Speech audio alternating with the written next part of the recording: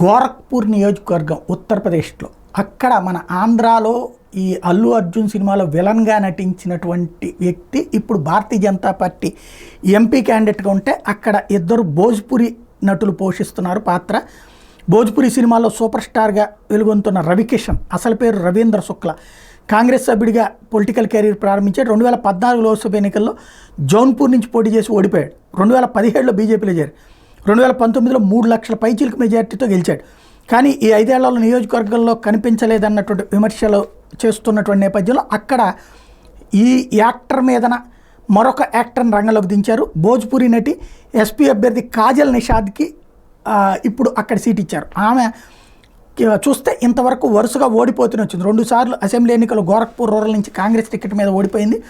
అట్లా కాంపియర్గంజ్ నుంచి ఎస్పీ తరపున పోటీ చేసి కూడా ఓడిపోయింది. మేయర్ ఎన్నికల్లో కూడా ఓటమి చూశారు.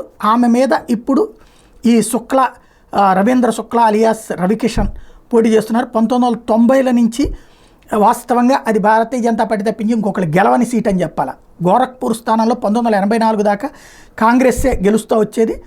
రామ మందిర ఉద్యమ నేపథ్యంలో 89 నుంచి గోరక్షనాథ్ పీఠం ఆధిపత్యం మొదలైంది. అప్పటి నుండి 96 దాకా వరుసగా 3 సార్లు గోరక్షనాథ్ పీఠాధిపతి మహంత్ అవైద్యనాథ్ అక్కడి నుండి గెలుస్తూ వచ్చారు.